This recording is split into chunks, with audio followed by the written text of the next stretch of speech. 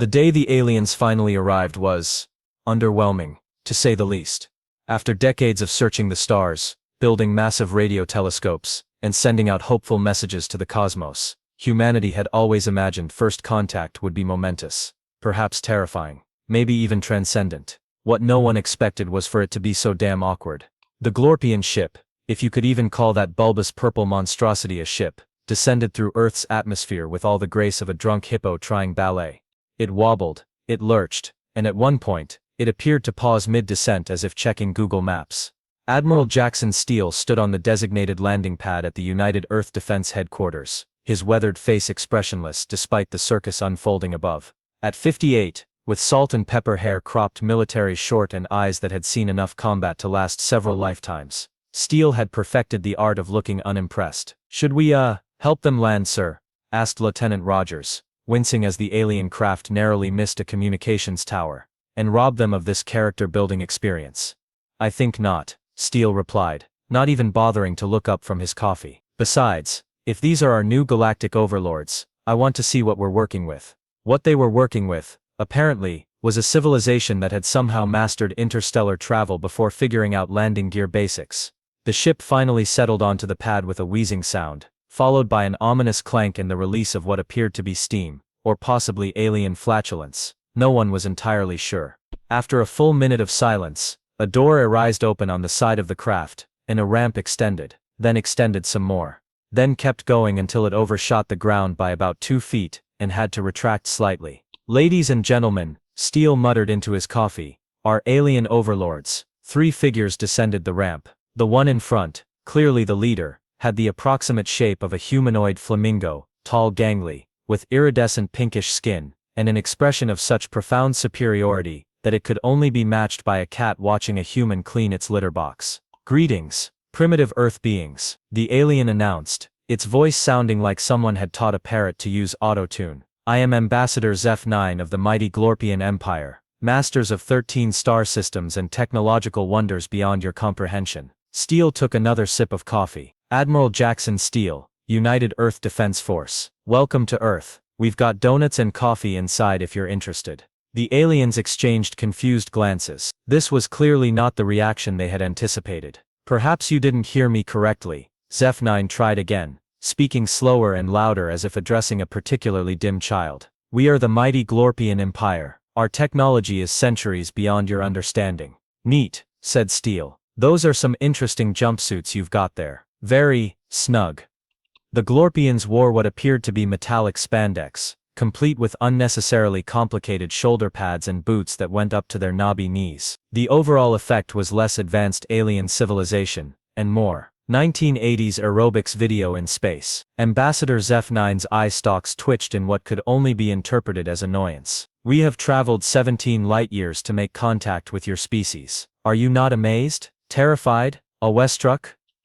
"It's a Wednesday," Steele shrugged. "Takes a lot to impress us on a Wednesday." The second alien stepped forward, this one shorter and rounder, with 6 arms each clutching some kind of device. "Perhaps a demonstration of our superior weaponry would help these primitives understand their position," it suggested to Zeph-9. Steele's eyebrow rose fractionally, the most emotion he'd shown all day. "By all means," he said, gesturing to the empty part of the landing pad. "Demonstrate away." The round alien waddled forward, positioning itself proudly before setting down one of its devices, a metallic sphere about the size of a basketball. It pressed a sequence of buttons, then scurried back. "Behold, the molecular destabilizer," Zeph-9 announced with a dramatic wave of its spindly arms. The sphere hummed, glowed, and then made a small patch of concrete slightly mushy in a 3-foot radius. "Wow," said Steele, in a tone that conveyed the exact opposite of wow. "That's something. It is designed to liquefy your primitive building materials," Zeph-9 explained proudly. "In a real attack, we would deploy thousands." "Thousands," Steele repeated flatly, "to make our sidewalks mushy." "Precisely." Steele exchanged a look with Lieutenant Rogers, who was desperately trying to maintain a professional demeanor despite the corners of her mouth twitching upward. "Well, that's certainly strategic," Steele managed. "What else you got?" The third alien, who had remained silent until now, stepped forward. This one resembled nothing so much as a walking desk lamp with tentacles where the light bulb should be. It raised what appeared to be a ray gun straight out of a 1950s sci-fi film. This, it announced in a surprisingly deep voice, is our sonic disruptor. It can incapacitate your strongest warriors without leaving a mark. It aimed at a nearby trash can and fired. A barely visible ripple distorted the air, and the trash can rocked slightly. A candy wrapper fell out. Devastating, Steele commented, taking another sip of coffee. Our trash disposal systems will never recover. You do not seem appropriately cowed by our superior technology, Zeph-9 observed, eye stalks narrowing suspiciously. Steele finally finished his coffee and crushed the paper cup in his hand. Look, not to be rude, but we've got a meeting scheduled in 20 minutes to discuss the new cafeteria menu. How about we head inside? You tell us why you're really here, and we can all get on with our day. But our impressive demonstration, the round alien began, was very impressive, Steele assured them without a hint of sincerity. Now about those donuts I mentioned. As he led the confused aliens toward the headquarters building, Lieutenant Rogers fell into step beside him. Sir, she whispered, should we tell them about our defense capabilities? Steele glanced back at the three aliens, who were now arguing among themselves in hushed, distressed tones. Let's see what they want first, he replied quietly. But have the Leviathan battle group move into low orbit, just in case these mighty conquerors have friends with better toys. Yes sir, Rogers nodded, tapping her comm unit. Ahead of them, Ambassador Zeph-9 was still trying to maintain its dignity, eye stalks held high, as it observed the Earth facility with what it clearly thought was sophisticated disdain. Tell Commander Nakamura to power up the main guns too, Steele added after a moment's thought. Quietly, of course, no need to frighten our new friends just yet. As they reached the door, Steele turned and offered the aliens his first genuine smile of the day, the kind of smile a wolf might give a particularly oblivious rabbit. After you, Ambassador. Welcome to Earth.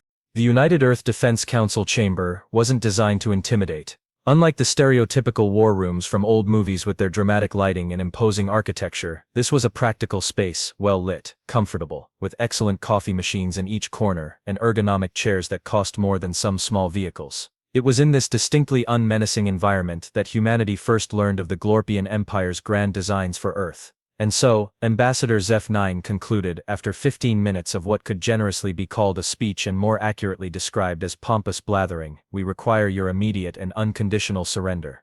The mighty Glorpian Empire will accept nothing less than total planetary subjugation within one Earth rotation. The 7 members of the Defense Council stared back at the alien delegation with expressions ranging from mild confusion to barely concealed amusement. General Martinez, representing the South American Alliance, was the first to break the silence. I'm sorry, could you repeat the part about the tribute? I was distracted by how your left eye stalk keeps twitching. Zeph-9 said eye stalk indeed twitched violently. 20% of all planetary resources, delivered quarterly to our collection fleet. 20%, Admiral Steele repeated, leaning back in his chair. That seems steep for a first date. This is no joking matter. The round alien, who had introduced itself as Chief Strategist Orbital, puffed up indignantly, all 6 arms gesticulating.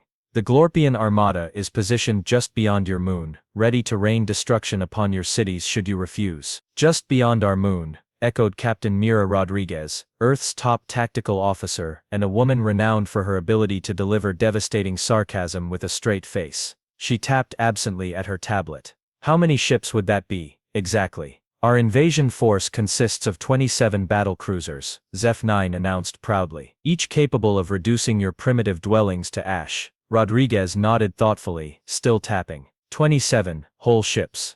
Wow. Admiral Steele shot her a warning glance, which she acknowledged with the tiniest of smirks. And what exactly prompted this generous offer of subjugation? Asked Council President Okonkwo, her Nigerian accent lending a melodious quality to her otherwise frosty tone. The third alien, the desk lamp with tentacles who had been introduced as Science Officer Luminon, stepped forward. We have been observing your broadcasts for decades. Your civilization's violent tendencies and resource consumption make you a threat to galactic stability. Better to bring you under enlightened Glorpian rule now than allow you to spread your chaos to the stars. You've been watching our TV, Rodriguez clarified, and decided we need adult supervision. Precisely, said Zeph-9, apparently missing the sarcasm entirely. Which shows, specifically? Asked General Choi of the Pan-Asian Coalition, looking genuinely curious. Your reality television was most instructive, Luminon replied. Particularly the series involving humans being stranded on islands or competing for mates. Rodriguez pinched the bridge of her nose. You judged our entire species based on Survivor and The Bachelor. They were very thorough documentaries, Orbital insisted. Admiral Steele cleared his throat. While I appreciate your concern for galactic stability, I'm afraid we'll have to decline your offer of subjugation. The Glorpians looked genuinely shocked. You're declining. Zeph-9's voice rose an octave in disbelief. Politely declining, Steele corrected. We're happy to discuss trade agreements, cultural exchanges, maybe some nice non-aggression pacts. But subjugation is off the table. Orbital began frantically consulting a small device clutched in one of its many hands. This response is not in our Conquest Protocol manual. Page 47, whispered Luminon. Under unexpected resistance. Ah, yes. Orbital brightened, then assumed what it clearly believed was a threatening posture. You leave us no choice but to offer a demonstration of Glorpian power. We shall obliterate one of your small settlements as proof of our might.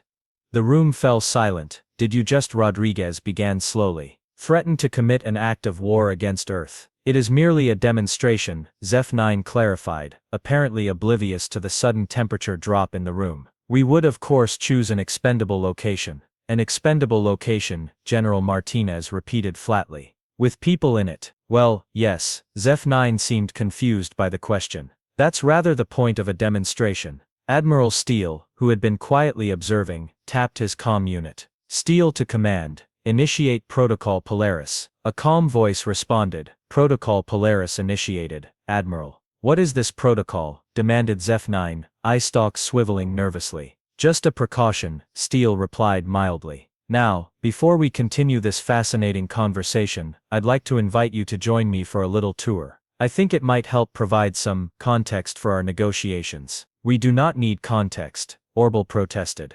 We need your surrender. Rodriguez leaned forward, her dark eyes glittering dangerously. Trust me, you're going to want this context. Our ships are positioned for attack, Luminon reminded them, tentacles writhing agitatedly. You should be begging for mercy.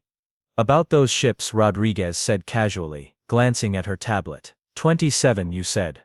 The mightiest fleet in the quadrant, Zeph-9 boasted. Steele to orbital command, the Admiral spoke into his comm again. Status report, a new voice crackled through. All 27 Glorpian vessels identified and targeted, sir. The Leviathan battle group is in position. Defense grid is fully operational. Standing by for orders.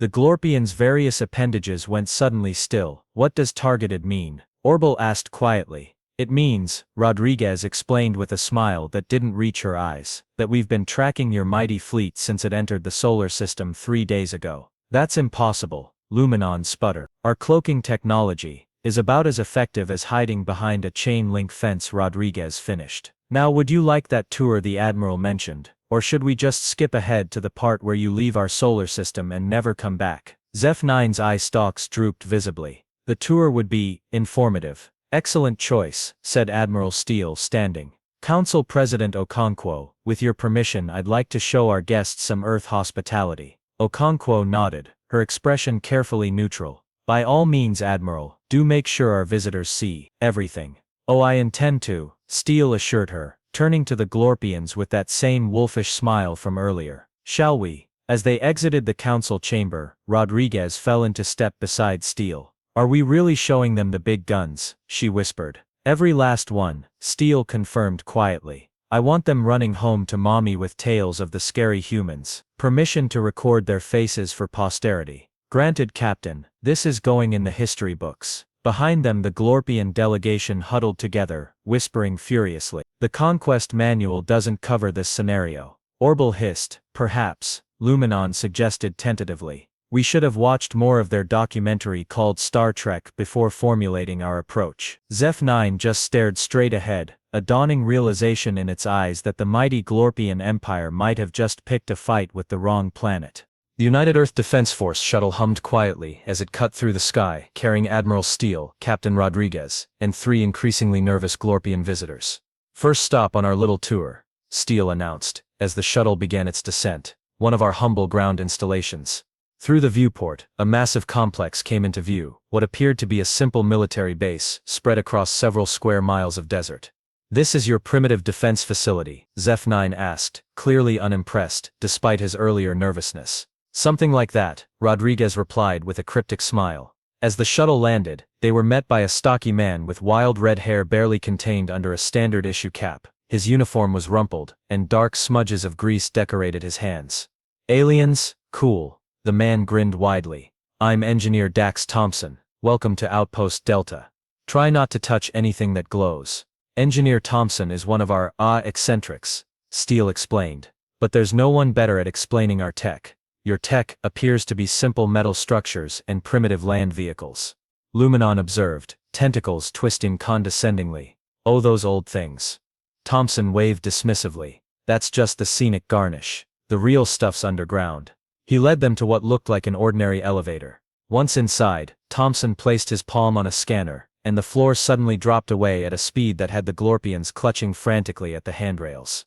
Going down about 2 miles, Thompson explained cheerfully. Gotta keep the sensitive bits well below ground, you know, in case someone decides to make our sidewalks mushy. Zeph-9's eye stalks drooped in embarrassment. When the doors finally opened, the Glorpians found themselves staring at a vast underground cavern that stretched beyond sight. Thousands of humans worked at various stations, surrounding what appeared to be, is that a ship? Orbital asked, all 6 arms pointing at the massive vessel under construction. Ground cruiser prototype, Thompson corrected. The EDS behemoth. Still in beta testing, really. Only displaces about 12 million tons, and the main cannon can only punch through about 100 miles of solid rock. Very basic stuff. The Glorpians stood frozen. You build these underground. Zeph-9 finally managed. Where else would we put them? Thompson looked genuinely confused. Can't have satellite imaging picking them up. That would spoil the surprise. How many of these ground cruisers do you have? Luminon asked, tentacles now completely still. Oh, I couldn't possibly tell you that. Thompson winked. Classified and all, let's just say more than 3, less than 1 billion. Next stop on the tour. Back in the shuttle, the Glorpians sat in stunned silence as they approached a seemingly empty stretch of ocean. Nothing to see here, Rodriguez commented blandly as she pressed a series of buttons on the control panel. Suddenly the ocean began to churn. A massive platform rose from beneath the waves, water cascading off its edges. As it fully emerged, the platform revealed itself to be the top of an enormous structure. Atlantis Base, Steele announced. One of our underwater facilities. One of. Orbital squeaked. We've got 7 oceans, Thompson shrugged. Had to use them for something. Inside the facility, they were led through corridors filled with humans working on technology that made the Glorpians' equipment look like children's toys. This is our quantum computing center, Thompson explained, gesturing to a room filled with glowing crystalline structures. Processes about a yottabyte per nanosecond. Mostly we use it for cat videos and fantasy sports, but it does weapon targeting in a pinch. And this, he continued, leading them to an enormous hangar, is our underwater drone fleet. Thousands of sleek predatory-looking vessels filled the space, each bristling with weaponry. Fully autonomous, fusion-powered, with enough firepower to level a small continent, Thompson said casually. They're mostly for ocean floor mapping though. We're very interested in marine biology. Zeph-9 had gone a sickly shade of gray. I think I've seen enough of your underwater base, but we haven't even shown you the really cool stuff, Thompson protested. Like the tectonic manipulation array, or the weather control satellites. Perhaps another time, Luminon suggested weakly. Back in the shuttle, Steele turned to their guests with a benign smile. Ready for the orbital tour. There's more. Orbital whimpered. Oh yes, Rodriguez replied sweetly. We haven't even shown you our battleships yet. The shuttle docked with a sleek orbital station that dwarfed any space structure the Glorpians had ever constructed. Through the viewport, Earth hung like a blue jewel against the black velvet of space, peaceful, serene and apparently armed to the teeth. Welcome to Orbital Command, Admiral Steele announced as they stepped through the airlock. One of our smaller facilities. Smaller. Zeph-9 muttered weakly. Eye stalks drooping in defeat. The station's interior was a marvel of efficiency and advanced technology. Holographic displays lined the walls, officers moved purposefully between stations and through massive windows, glimpses of enormous dry docks could be seen. They were greeted by a tall woman with short black hair and the posture of someone who had never slouched a day in her life. Admiral Steele, she saluted crisply. Captain Rodriguez. I see you've brought guests. Lieutenant Commander Eliza Nakamura, Steele introduced. Commander of the EDS Leviathan and one of our finest officers. Leviathan. Orbital asked, a tremor in its voice. Our flagship, Nakamura confirmed with a small, precise smile. Currently in standard orbit with the rest of the 7th Fleet. We thought perhaps a side-by-side comparison might be educational. Rodriguez suggested innocently. Commander, would you please display the Glorpian fleet alongside our defense perimeter? Of course, Captain. Nakamura tapped a series of commands into her wrist device. The main view screen flickered to life, showing the 27 Glorpian vessels clustered beyond the moon. Beside this image appeared Earth's orbital defense system. The contrast was almost comical. The Glorpian ships, which had seemed so impressive to their makers, looked like bath toys next to the massive human vessels. For every Glorpian ship, there were at least 10 human counterparts, each easily 5 times larger and bristling with weapon systems that made the aliens' molecular destabilizers look like water pistols. Your main flagship, Nakamura pointed to the largest Glorpian vessel, is approximately the size of one of our standard shuttle bays. Luminon's tentacles drooped limply. This cannot be correct. Our ships are the pride of the Glorpian armada. And I'm sure they're very impressive. Where you come from, Nakamura said diplomatically. But perhaps you'd like to see the Leviathan up close. We're just about to conduct routine weapons exercises. Before the Glorpians could protest, they were hustled into another shuttle. Minutes later, they were approaching what could only be described as a city in space, a massive sleek vessel that stretched for miles, its hull gleaming in the sunlight. The EDS Leviathan, Nakamura announced with unmistakable pride. 13 miles long, crew of 15,000, with enough firepower to reduce a small moon to gravel. As if on cue, the ship's forward section lit up. A beam of concentrated energy lanced out, striking an asteroid in the distance. The space rock, which must have been at least a mile across, simply ceased to exist, leaving nothing but a rapidly dispersing cloud of dust. Target neutralized, came a calm voice over the comm. Thank you, Weapons Officer Chen. Nakamura replied. Excellent shot. The Glorpians stared in stunned silence. That was our point defense system, Nakamura explained casually. For smaller threats. Would you like to see the main guns? No. All 3 aliens cried in unison. Another time perhaps, Steele interjected smoothly. I think our guests would like to see the interior now. The tour of the Leviathan was brief but impactful. The Glorpians were shown the bridge, a vast command center with technology centuries beyond their own. The engineering section, where massive fusion reactors powered systems they couldn't begin to comprehend.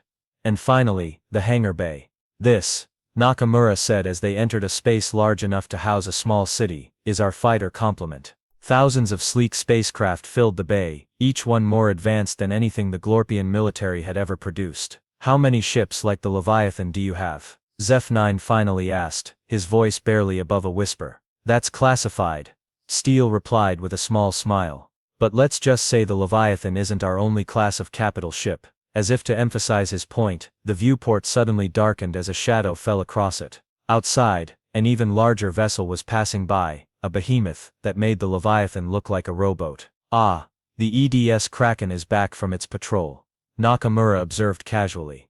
Perfect timing. The Glorpians couldn't even find words to respond. Correct me if I'm wrong, Rodriguez said, checking her tablet. But your entire invasion fleet carries a total weapons payload equivalent to about 1/4 of the Leviathan's port-side point defense array. That's generous, Nakamura commented. I'd have said 1/6. Orbital pulled out its Conquest Protocol manual and with shaking hands tore it in half. I think, Zeph-9 said carefully, we may have made a slight miscalculation. A slight miscalculation, Steele repeated blandly. Yes, I suppose that's one way to put it. Perhaps, Luminon suggested, tentacles twisting nervously, we should return to our ship and reassess our approach to Earth relations. An excellent idea, Steele agreed. And while you're reassessing, you might want to inform your superiors that we'll be sending a small diplomatic delegation to visit your homeworld next month. Small? Zeph-9 asked warily. Just 3 ships, Steele assured him. Like this one. Orbital gestured to the Leviathan. Oh no. Steele smiled that wolf-like smile again. Much bigger. As they returned to the shuttle, the Glorpians huddled together, whispering frantically. The Conquest manual didn't prepare us for this. Orbital hissed. Forget the manual, Zeph-9 snapped. We need to get back to Glorpia and warn them. The Earthlings aren't just advanced, they're terrifying. From the front of the shuttle, Rodriguez glanced back at Admiral Steele. Think they got the message. Oh, Steele replied, watching the aliens' panicked expressions with satisfaction. I think it's coming through loud and clear. The Glorpian command ship, pompously named the Unstoppable Conqueror, had never witnessed such chaos in its 300-year history. Emergency lights flashed as ranking officials from all 27 vessels crowded into the conference chamber, creating a cacophony of panicked voices, flailing limbs, and wildly bobbing eye stalks. At the center of the storm stood Ambassador Zeph-9, Chief Strategist Orbital, and Science Officer Luminon, who had just delivered what could charitably be called bad news, and more accurately described as apocalyptic revelations. Silence, bellowed Supreme Commander Vex-12, the highest-ranking Glorpian present. Unlike the others with their pink hues, Vex-12 was a deep purple, a genetic marker of pure Glorpian bloodlines, and supposedly superior intelligence. At the moment, however, his superior intellect was struggling to process what he'd just heard.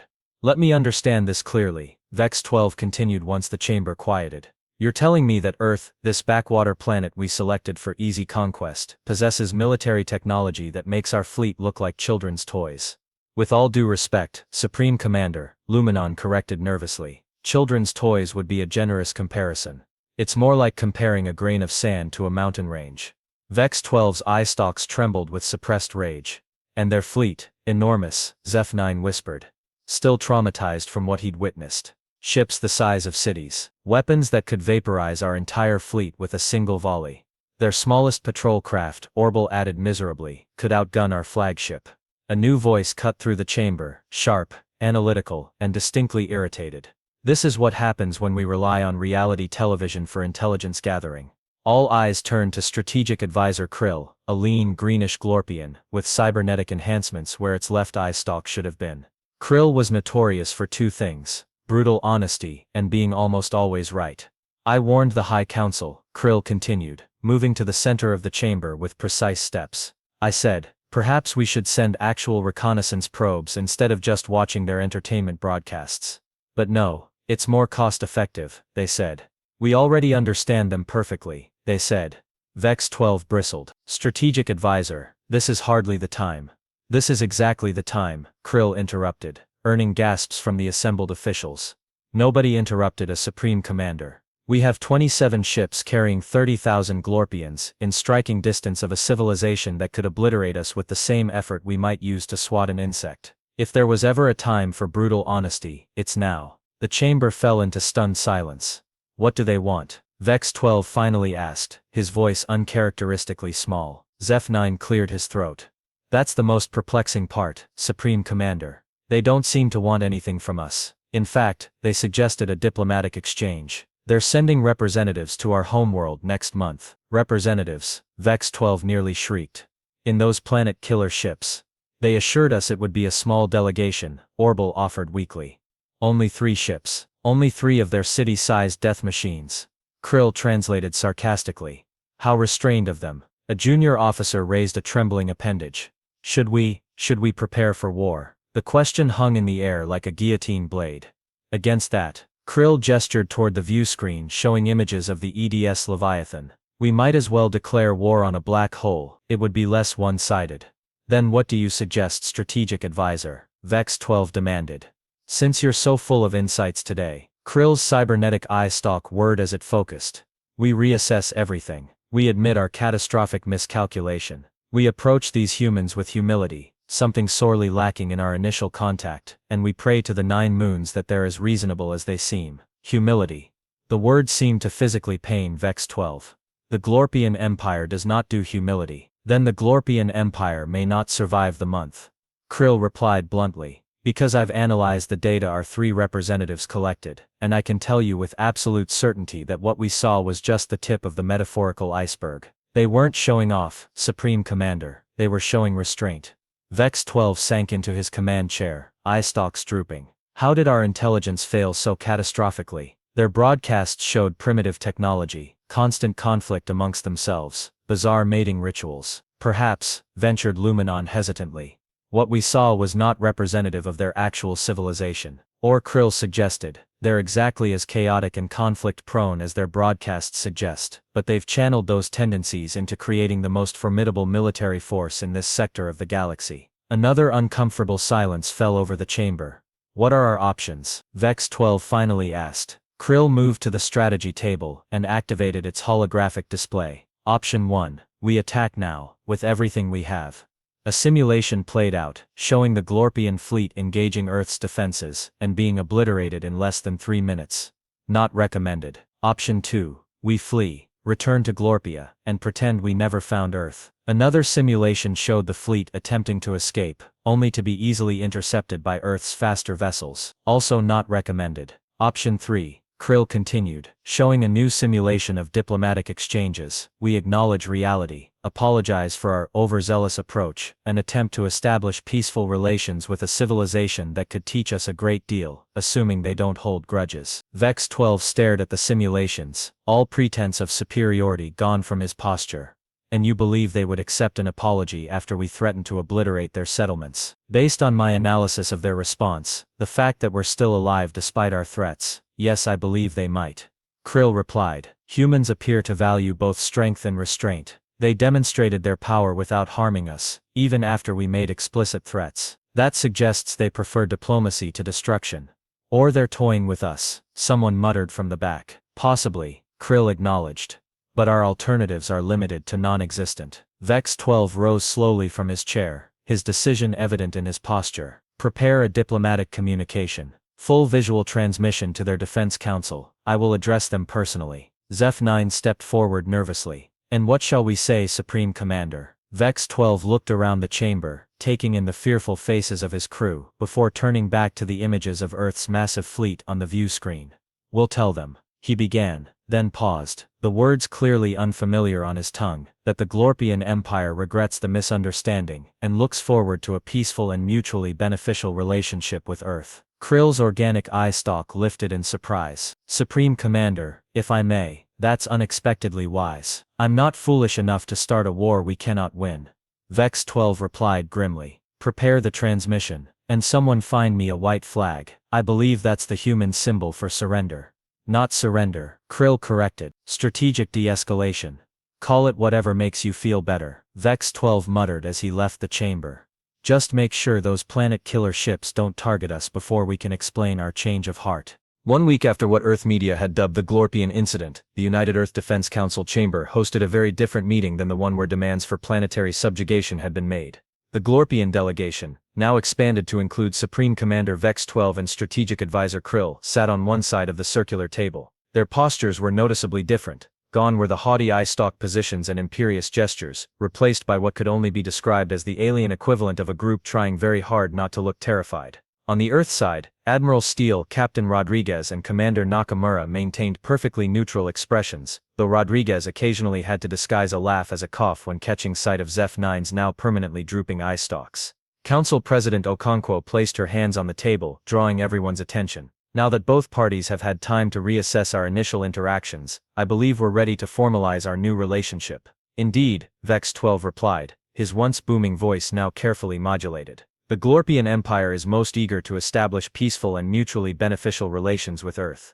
A significant evolution from your initial approach, Okonkwo observed dryly. Krill's cybernetic eye stalk whirred as it focused on the human delegation. We acknowledge our grave error in judgment, Madam President. The Glorpian Empire has existed for 3,000 years without encountering a civilization of Earth's capabilities. You mean you've been bullying less advanced species for millennia? Rodriguez translated, not bothering to hide her disapproval. Krill had the decency to look abashed, or at least the Glorpian equivalent, which involved his eye stalks curling inward slightly. Our expansion policies are undergoing comprehensive review as we speak. I bet they are, Rodriguez muttered, earning a warning glance from Steele. The Admiral leaned forward, addressing Vex 12 directly. Your revised proposal seems reasonable. Open trade routes, cultural exchanges, mutual defense agreements. But there's one condition we must insist upon. The Glorpians tensed visibly. We want access to your faster-than-light communication technology, Steele continued. Our analysis shows it's significantly more efficient than our current systems. Vex 12's eye stalks shot up in surprise. That's all? Should there be more? Steele asked mildly. We threatened your planet with subjugation, Vex 12 said slowly, as if explaining something to a child. By galactic standards, you would be justified in demanding reparations, territory, even our complete disarmament. That seems excessive, Okonkwo replied with a small smile. We have no interest in humiliating the Glorpian Empire or disrupting the galactic community you're a part of. We simply want fair and equal relations moving forward. The Glorpians exchanged bewildered glances. You are not going to demand our surrender? Orbital asked tentatively. Or seize our planets, added Luminon. Or blow up our ships as a warning to others, Zeph 9 squeaked. Commander Nakamura raised an eyebrow. Is that what you would do in our position? The uncomfortable silence that followed was answer enough. Perhaps, Krill said carefully. This explains why our intelligence on Earth was so flawed. We assessed your capabilities based on familiar patterns of behavior, our own. But you don't follow the same pattern. Earth was unified through cooperation, not conquest, Steele explained. We had our share of conflicts, certainly. But we learned eventually that building things together works better than blowing each other up. Although, Rodriguez added with a pointed look, we got really good at the blowing up part along the way, just in case. So we've noticed, Vex 12 replied dryly. The formal treaty signing took just under an hour. When it was complete, President Okonkwo rose from her seat. Supreme Commander, as a gesture of our new alliance, we would like to invite you and your officers to a reception this evening. Nothing formal, just an opportunity to experience some Earth culture without the pressure of potential interplanetary war. We would be honored, Vex 12 replied with what appeared to be genuine gratitude. As the Glorpian delegation was escorted from the chamber, Steele, Rodriguez, and Nakamura remained behind with President Okonkwo. Well, Rodriguez said once the door closed, that went better than expected. Indeed, Okonkwo nodded. Though I suspect their sudden enthusiasm for peace has a lot to do with what you showed them last week, Admiral. Steele shrugged modestly. They just needed some context for our negotiations. Speaking of context, Nakamura interjected. Are we actually going to tell them? Tell them what? Steele asked innocently. Rodriguez rolled her eyes. That half our fleet is holographic projections, that the Kraken is just a prototype with one working engine, that we rushed most of those advanced weapon systems into position overnight after intercepting their approach. I don't see how that's relevant information at this stage, Steele replied blandly. President Okonkwo chuckled. The Supreme Commander did seem particularly impressed by our extensive orbital defense network. Thompson had the engineering team working around the clock to build enough fake satellite shells to make it look impressive, Nakamura confirmed. Most of them are empty cases with blinking lights, but they don't need to know that, Steele said firmly. What matters is that peace has been established, and Earth has gained a valuable new ally in the galactic community. Plus, Rodriguez added with a grin, we now have access to their FTL communication technology, which means we can actually build all those things we pretended to have. Exactly, Steele nodded. Sometimes the appearance of strength is as effective as strength itself, at least until you can make the appearance a reality. A philosophy that has served Earth well, President Okonkwo agreed. Now I believe we have a reception to prepare for. Commander Nakamura, please ensure that all personnel are briefed to maintain our narrative. Already done, Madam President, Nakamura assured her. As far as our guests are concerned, Earth is a military superpower with technology beyond their comprehension. Excellent, Okonkwo smiled. After all, we wouldn't want to disappoint them. Later that evening, as Earth's first official galactic reception was in full swing, Admiral Steele found himself on a balcony overlooking the city with strategic advisor Krill. Your homeworld is beautiful, Krill observed, organic eye stalk taking in the glittering skyline. Different from what we expected. How so? Steele asked, sipping his drink. Less militaristic, Krill replied carefully. For a species with such formidable defense capabilities, you seem remarkably focused on art, culture, entertainment. Steele smiled slightly. Perhaps that's precisely why we built such formidable defenses, to protect what truly matters to us. A philosophy the Glorpian Empire might benefit from adopting, Krill acknowledged. They stood in comfortable silence for a moment before Krill spoke again. Admiral, may I ask you something directly?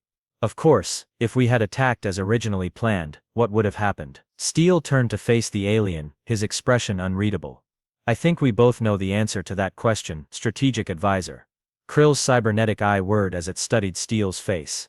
Yes, I suppose we do. Inside the reception hall, the sounds of laughter and music drifted out, humans and aliens beginning the delicate dance of diplomatic relations. To new beginnings, Steele offered, raising his glass. And to valuable lessons, Krill added, touching his drinking vessel to Steele's in the human custom he'd quickly adopted. As they returned to the party, Steele's communicator quietly buzzed. A message from Rodriguez. Thompson says the first real battleship will be operational within 6 months. Should we name it Glorpian Deterrence? Steele smiled to himself as he pocketed the device. Sometimes the universe offered perfect symmetry. In the grand scheme of things, humanity had just pulled off the greatest bluff in galactic history, but if anyone asked Admiral Jackson Steele, he'd simply say they were being hospitable. After all, it wasn't Earth's fault if their new alien friends had jumped to certain conclusions upon seeing their battleships, or lack thereof.